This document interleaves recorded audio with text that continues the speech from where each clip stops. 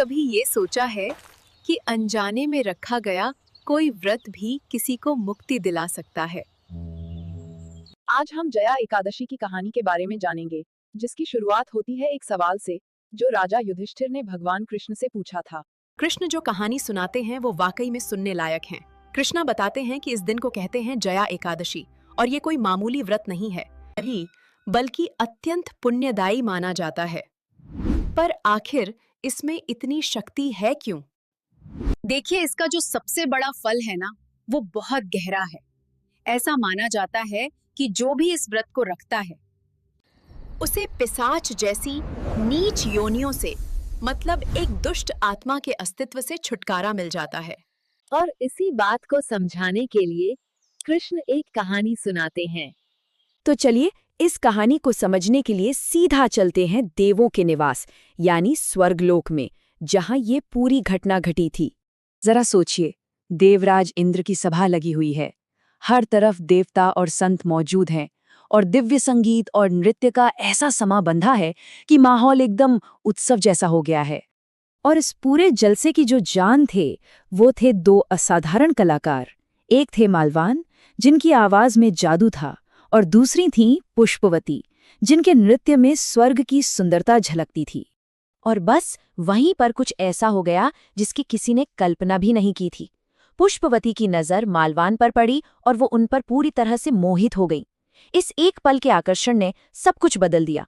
उनका ध्यान अपनी कला से ऐसा भटका कि मालवान भी अपनी सुध-बुध खो बैठे। नतीजा, संगीत के सुर बिगड़ गए और नृत्य की ताल ही टूट। अब देखिए, देवों की सभा में अनुशासनहीनता ये देवराज इंद्र की नजरों से भला कैसे छिप सकती थी? अपनी सभा का ऐसा अपमान देखकर तो उनका क्रोध भड़क उठा।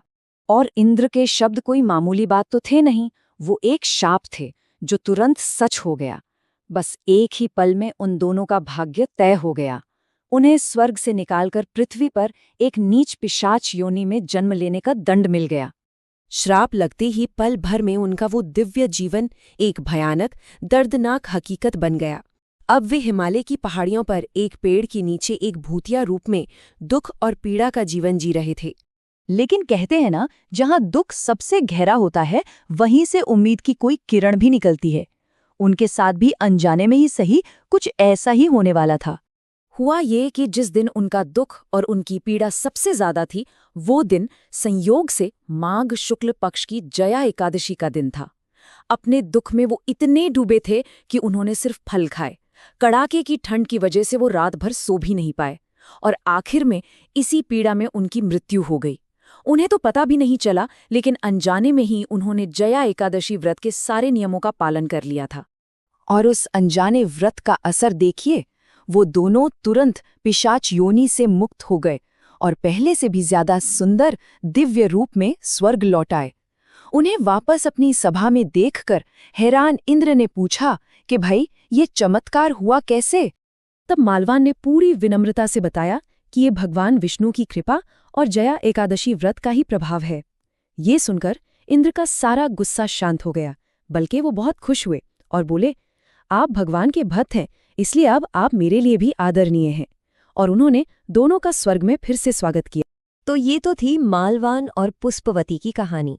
यह वर्णन करने के बाद कृष्ण ने युधिष्ठिर को समझाया कि क्या तरीका है अगर कोई इस शक्तिशाली व्रत को सही ढंग से करना चाहता है।